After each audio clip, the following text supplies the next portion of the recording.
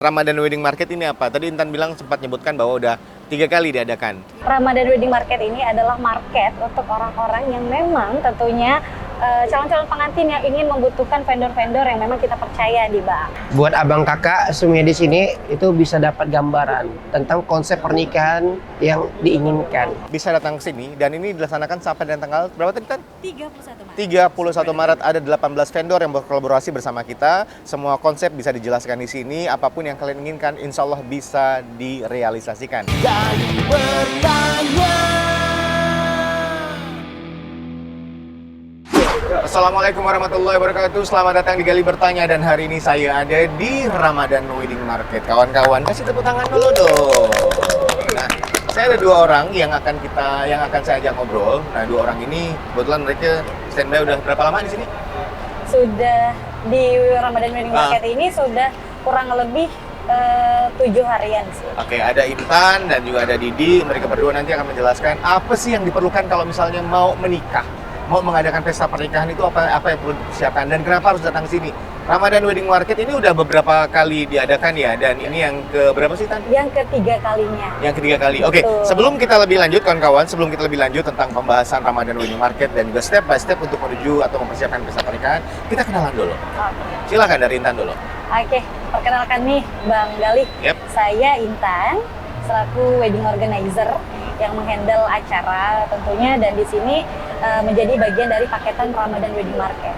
Oke, jadi selaku wedding organizer, Iya, WO berarti ya? betul. Dari WO apa boleh disebutkan? Dari Laxco Project. Laxco Project. Betul Oke, sekali. baik, terima kasih Intan. Dan ini udah standby dari awal berarti ya? Betul, Di sini dari ya, pelaksana awal. acara? Betul. Nah, berarti banyak tahu tentang Ramadan Wedding Market kan? Nanti kita tanya. Kita ke kawan saya loh satunya nih. Di, silakan. Ya, saya Didi Ismaryadi, saya sebagai Master of Ceremony ataupun MC di acara pernikahan dan juga salah satu bagian dari acara Ramadan Wedding Market yang digagas di Gaya ini. Oke, dengan Didi nih saya udah pernah ngobrol di podcast sebelumnya. Ya. 2000 berapa ya? 2000. Lebih santai gitu 2023 enggak salah. 2022, 2023. Saya adalah orang yang minta diberhenti untuk fokus ke MC. Ini hasil beliau suruh resign. Disuruh resign dan mau dia, nurut dia. Jadi sekarang kita akan mulai ngobrol tentang Ramadan Wedding Market. Tapi spesifiknya dulu nih, kayak ke Intan dulu ya. Intan, Ramadan Wedding Market ini apa? Tadi Intan bilang sempat nyebutkan bahwa udah 3 kali diadakan. Iya. Dan di tempat yang sama di Gaya Bumi Betul City. sekali. Cerita sama kita, Oke. Ramadan Wedding Market itu apa? Oke, Ramadan Wedding Market ini adalah market untuk orang-orang yang memang tentunya calon-calon pengantin yang ingin membutuhkan vendor-vendor yang memang kita percaya di Bang. Oke. Jadi di sini kurang lebih ada 18 vendor yang kami pilih tentunya hadir di sini, dari dekorasi hingga hal terkecil sampai kita juga menyediakan seperti tarian dan juga palang pintu untuk memberikan kesan yang wah dalam acara. Terkadang banyak sekali pengantin yang fokusnya itu hanya dekorasi saja, make up saja, kemudian gaun saja. Namun di event kali ini kita juga menyediakan konsep yang sudah kita siapkan. Oke. Itu yang salah satunya yang ditawarkan di Ramadan Iya, Wedding Market betul tahun sekali. ini. Penawaran menarik soal harga juga ada pasti. Betul sekali. Nah, ini juga harga potongannya besar sekali dan tentunya kita memberikan banyak bonus-bonus nih Bang, khusus di Ramadan saja. Tentu saja dari vendor-vendor yang hadir di sini juga memberikan bonus-bonus terbaik untuk semua para calon pengantin yang tentunya membutuhkan paket lengkap. Jadi hanya sedia gedung saja Bang. Oke. Tidak perlu lagi repot-repot cari mual, cari MC, Semuanya semuanya include. sudah ada include-nya nih. Nah, itu yang menjadi alasan kenapa kawan-kawan, kenapa para catin harus datang ke Ramadan Wedding Market. Kita ke MC dulu. Yap, Kenapa suatu pernikahan atau wedding itu butuh seorang MC? butuh. Kalau Nah, zaman dulu kan, ya udahlah, Iya. mungkin MC hanya sekedar pemanis ya. Tapi kok sekarang tuh, kenapa seperti itu sih? dulu mindset kita mungkin MC pernikahan itu nggak keren ya. Setuju nggak? Iya, Ya, harus kan? diakui itu Harus ya. diakui seperti itu. Lebih keren tuh kayak MC acara event besar, konser-konseran. kan? Konser, korporasi ataupun instansi gitu kan. Nah, makin ke sini ternyata MC itu dibutuhkan khususnya di bisnis wedding ini. Lebih berkembang malahan karena setiap minggu pasti ada acara. Betul. Nah, cuman bagaimana konsep yang harus kita pikirkan. Nah, konsep-konsep ini yang dimana kita ini sebagai representatif dari klien Dari atau acara. calon pengantin tadi. Oke. Dan tugasnya kita juga kadang-kadang menyatukan nih pendapat dari ya yang mau nikah ini kadang-kadang Gen Z ya, dengan orang tuanya yang Kalau di era sekarang ya, iya, Gen Z ya, Gen kebanyakan Z ya. kan. Nah, orang tuanya itu kayak baby boomer ya, atau generasi di atas kita gitu kan, yang mereka berpikiran kalau undangan, kalau ndak ngundang 500 orang itu ndak nikah namanya, bukan pernikahan. Nah, sedangkan konsepnya sekarang anak-anak Gen Z ini ngundang yang 150 undangan, lebih intimate. Nah, itu yang ingin kita kemas dan juga ingin kita edukasi sebenarnya kepada masyarakat kita. Oke. Bahwa pernikahan itu tidak harus yang banyak, yang rame, Oke. ya kan? Jadi dalam artian bahwa dalam bentuk apapun, MC sangat diperlukan. Nah, tugasnya kita sebagai MC kan sebagai representatif untuk acara tersebut gitu kan. Nah, bagaimana kita sebagai MC tadi mewakili si calon kedua mempelai atau pengantinnya nanti di acara tersebut. Oke. Jangan sampai nanti salah pilih vendor, pengantinnya jadi penonton di acaranya sendiri. Ini beberapa contoh kasus kan kita sering ngalami ya, sering nengok beberapa klien, beberapa yang udah yang lalu ya. Iya. Beberapa klien yang bukan salah ya, tapi mungkin kita bisa bilang adalah kurang tepat dalam Iya. kolaborasi dan komunikasinya, akhirnya menimbulkan sedikit ketidakcocokan dalam konsep acara yang berjalan pada akhirnya. Betul. Kalau saya boleh bertanya kepada Intan sama Didi, kalau Didi dulu sebagai orang yang udah berapa tahun? 18 tahun ya? 18 tahun. 19 tahun lah. 19 tahun sama kayak saya. 19 tahun udah berkecimpung di dunia Master of Ceremony, di dunia MC, bahkan di wedding. Step by stepnya untuk menuju ke pesta pernikahan yang diinginkan itu Ya. tadi, apa dulu yang harus dipersiapkan? Nah, setidaknya calon pengantin itu punya gambaran. Dia pengen buat impian pernikahannya seperti apa. Dan juga pastikan menentukan tanggal yang baik, ya. Dan juga gedung. Sekarang banyak nih gedung-gedung yang ada di Kota Pontianak, di Kuburaya gitu kan. Ya. Pastikan tanggal juga, gedung juga, itu yang paling utama. Oke. Sama juga undangan, total undangan yang akan kita undang. Jumlahnya juga. Nah, Oke. dan pemilihan vendor-vendor. Karena vendor gini, cantik menurut kita kan relatif ya. Betul. Bagus menurut pandangan kita belum tentu pandangan klien ataupun calon pengantin. Pendengaran juga, baik pendengaran kita belum tentu baik pendengaran si calon pengantin. Nah, kadang-kadang kan kita juga diminta nih bang, kira-kira band yang bagus apa ya, dekor yang bagus apa ya, baju yang bagus apa ya bang. Nah, kita sebagai representatif kan, wah kita punya referensi nih yang mau kita kasih nih ke klien nih. Oke. Kira-kira cocok nggak nih? Itu dalam gambaran berarti kalau misalnya klien menghubungi MC-nya Iya, terlebih dahulu. terlebih Berarti dahulu. MC akan merekomendasikan beberapa itu. Tapi kadang-kadang MC ini dihubungin last minute, Last minute terakhir. Bang vendornya udah ada, oh enggak apa, berarti memang fokusnya kita kepada acara. Oke, betul. Kepada acara. Nah, ini yang harus diketahui adalah tugasnya MC kan Master of Ceremony ya, sebagai pembawa acara. Tapi kadang-kadang masyarakat kita nih, ya, melihat oh MC ini harusnya jadi palu gada gitu. Apa lo mau gua ada. Bang bisa enggak memang gitu. Bang bisa enggak buatkan memang gitu. Harus bisa semua. Harus bisa semuanya. boleh enggak buatkan susun acara Bang? Bang boleh enggak nanti koordinasikan vendor-vendor? Itu bukan topoksi kerjaan kita. Nah, makanya ada WO nih atau wedding organizer. Dan juga mindset tuh kadang-kadang masyarakat kita enggak perlulah ada WO. Itu keluarga besar rame kok Bang. Iya, rame belum tentu bisa tahu ya tugas masing-masing, peran masing-masing di acara tersebut. Nah, itulah makanya buat calon pengantin, juga buat Bapak Ibu, Abang Kakak semua yang menyaksikan tayangan ini, nah, penting sekali ya. Apa yang harus kita siapkan terlebih dahulu. Terutama yang paling penting tadi bukan soal cantiknya, bagusnya, tapi bagaimana jalannya acara tersebut berjalan dengan baik dan lancar. Jadi percuma kalau dekornya oke, gitu kan, dokumentasinya wah, gitu kan, bandnya bagus, tetapi kalau acara tersebut tidak dikemas dengan baik, ingat kita representatif untuk acara mereka. Kita yang mewakili. Ya kita yang mewakili mereka. Oke. Karena mereka adalah superstarnya, raja dan ratunya, betul tidak? Betul. Nah, bagaimana orang tahu, oh dia pakai dekornya ini, oh dia pakai bandnya ini, Oke. ya kan? Dan kita juga menceritakan nih, kayak cerita awal pertemuan mereka, gitu kan?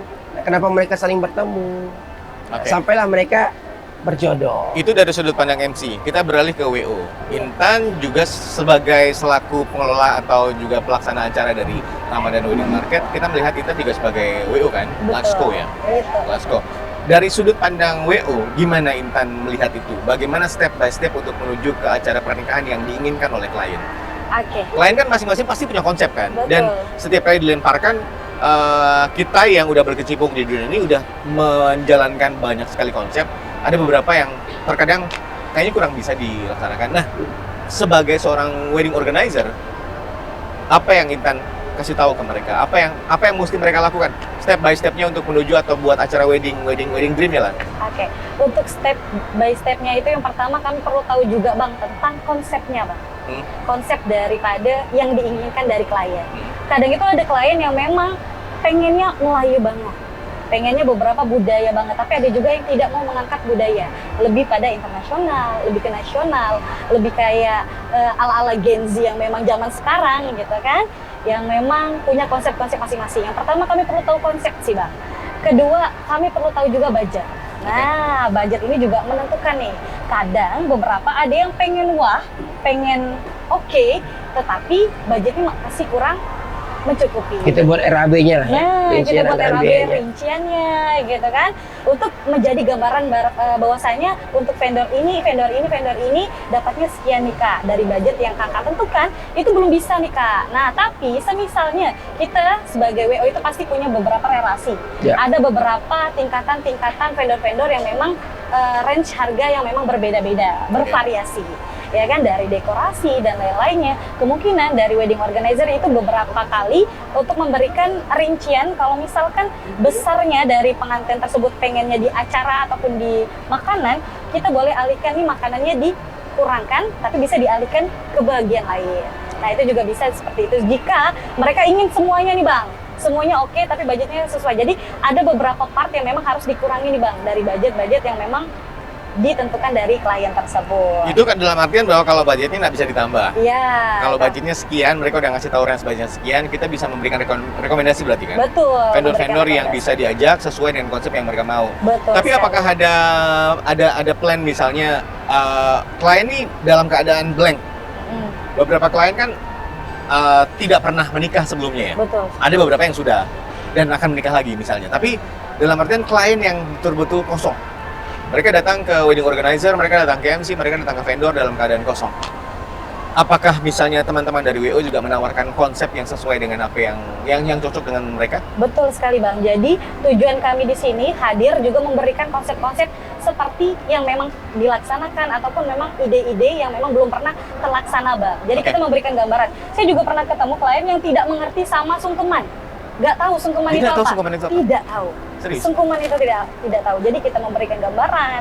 Kemudian juga pernah beberapa klien itu yang benar-benar maunya tuh acara akad nikah saja tidak ada rangkaian seperti sambutan, serah terima barang hantaran, kita tidak mau. Ya, ada beberapa nah, sih. ada beberapa Ada juga yang beberapa. seperti itu. Nah, dari situ kan kita bisa tahu nih gambaran ataupun mungkin tradisi adat istiadat dari budaya keluarga yang memang sering mereka lakukan. Iya. Nah, dari situ kita tahu konsep-konsep yang memang mereka inginkan. Nah, kalau misalkan kayak nggak tahu, zero banget, nggak tahu tentang wedding bagaimana, harus ngapain, harus seperti apa, itu peran dari WO sih Bang, untuk memberikan dan menjelaskan, memaparkan, bahkan kami juga memberikan video-video yang mungkin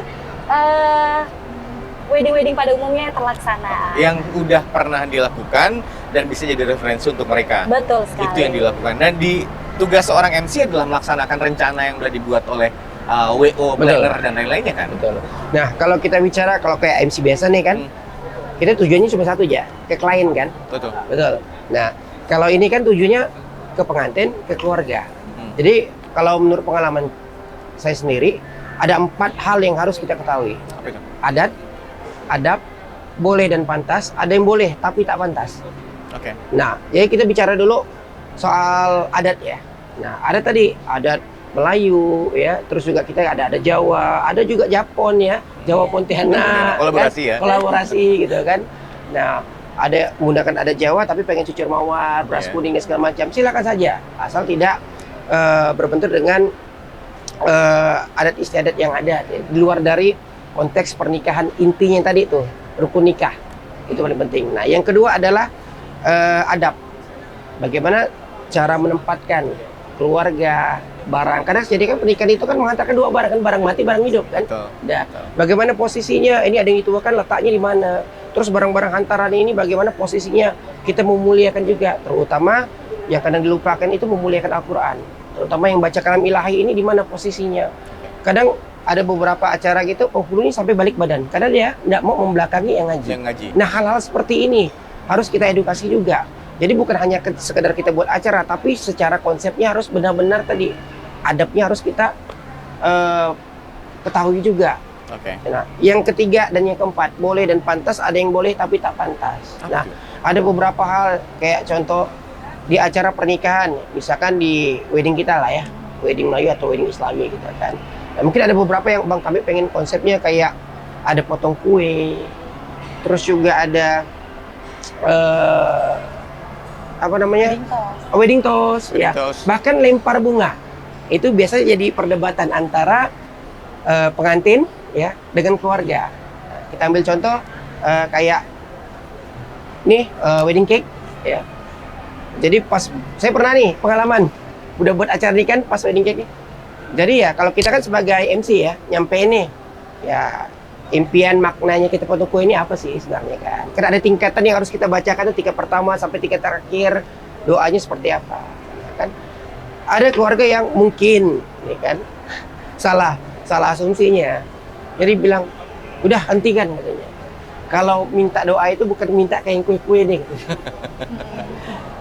Ya kita kan tahu juga mintanya kan pas kepada yang di atas kan. Betul. Nah, hal-hal seperti ini harus diedukasi dari awal gitu agar tidak bertentangan nih dengan adat istiadat budaya yang memang biasanya dilaksanakan di keluarga tersebut dengan apa yang dimau dengan pengantin, impiannya tadi itu. Dan jangan sampai berbentur nih. Contoh juga kayak lempar bunga. Oh tuh Bang, lempar bunga bukan adat kita tuh, itu adat budaya luar. Tapi kan pengantin pengen euforianya nih. Dan ini kan puncaknya acara. Nah, kadang keluarga berpikir gini, yang dapat bunga nanti nikah lagi kan? Sebenarnya bukan kayak gitu konsepnya. Kita buat acara terakhir momen yang benar-benar diingat. Bagaimana tadi ada bridesmaid-nya, groomsmen juga, ada keluarga juga yang ikut. Hebohnya tuh pasti di acara tersebut. Abis lempar bunga yang mau joget-joget, yang mau heboh-heboh silakan. Nah kan? Nah, cuman ada beberapa keluarga berpikir kayak gitu.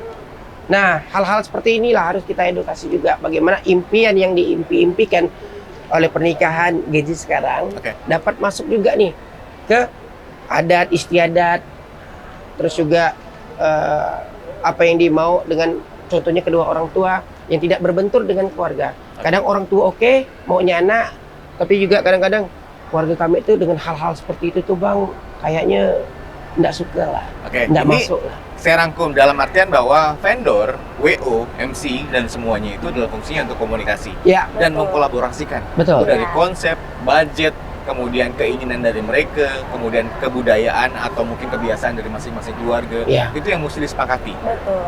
WO kemudian MC adalah pelaksananya.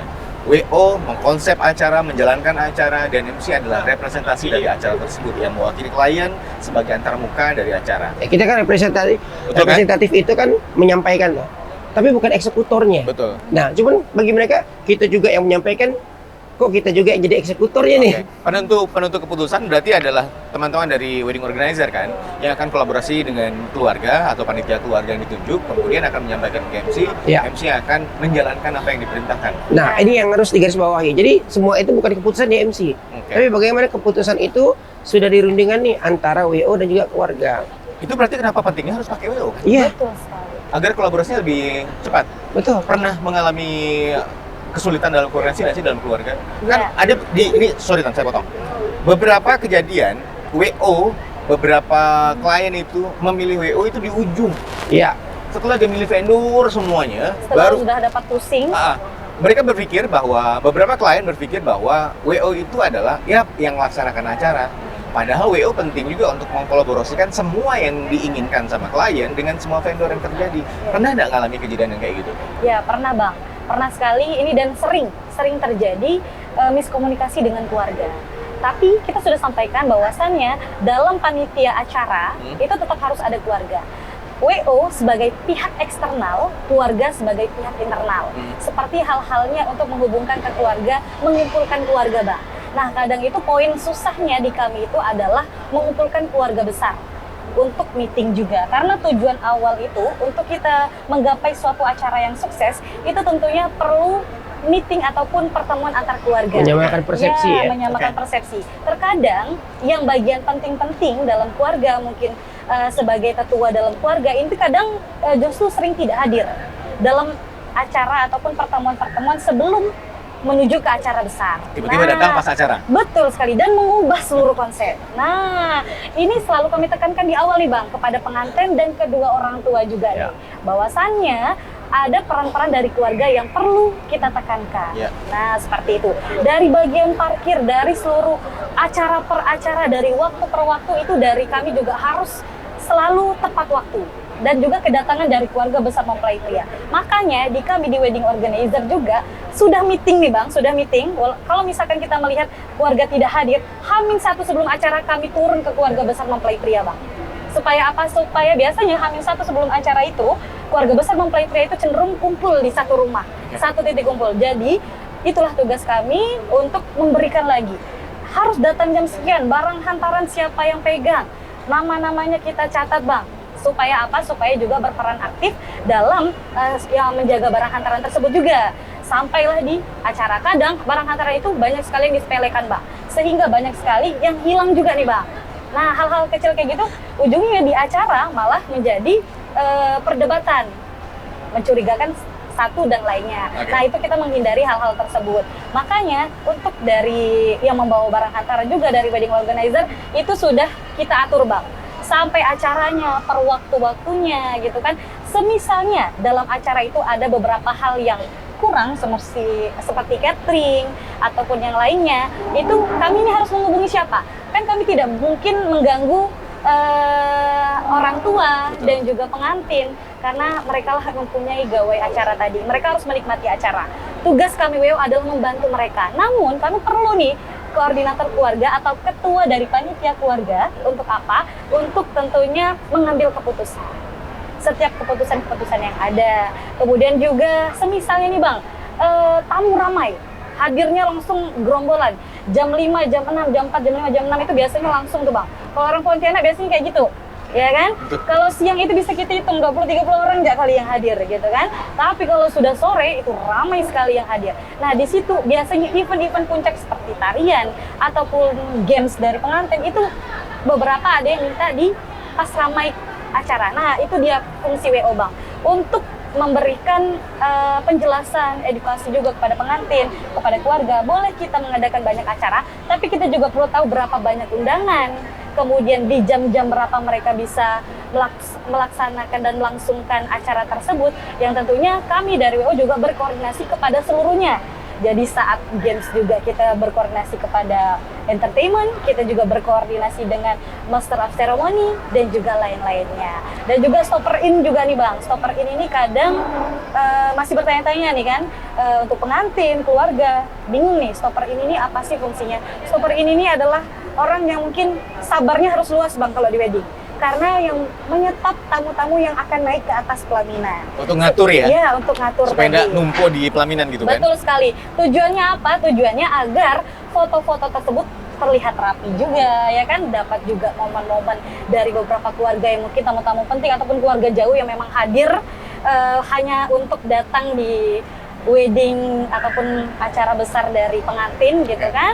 Nah, yang mana dari kami, dari tim WO juga, itu pastinya membuat alurnya Bang. Alur supaya mereka satu persatu itu tetap ini. Kemudian, tapi kami juga harus mempunyai gambaran juga kepada keluarga besar. Kalau misalkan tamunya ramai kan tidak mungkin nih kita satu-satu tetap nih. Oke. Otomatis harus beberapa langsung per kelompok ataupun beberapa ini. Nah, itu kita perlu persetujuan juga dari koordinator keluarga, yang mana fungsinya itu di meeting itu adalah hal-hal yang perlu ataupun technical meeting yang penting untuk kita diskusikan bersama untuk menggapai kata mufakat tadi Bang. Oke. Ini adalah cerita atau gambaran sedikit tentang bagaimana konflik bisa terjadi dalam wedding. Bagaimana segala peristiwa yang sudah kita rencanakan itu bisa terjadi, yang tidak terduga pun bisa terjadi dalam wedding. Nah, terakhir sebelum kita tutup, saya pengen tahu ke MC dulu. Saya dengan Didi mungkin baru pertama kali kolaborasi dengan Ramadan Wedding Market ya. Kenapa Didi? Dari Didi dulu sebagai seorang MC. Kenapa kawan-kawan yang para catin yang baru mau menikah atau mungkin sudah punya rencana mau menikah tapi masih bingung kenapa harus datang ke Ramadan Wedding Market? Nah, harus. Jadi biar buat abang kakak semuanya di sini itu bisa dapat gambaran tentang konsep pernikahan yang diinginkan. Karena ini acaranya seumur hidup sekali. Pasti pengen punya momen yang terkesan gitu kan. Percayakanlah kepada yang ahlinya.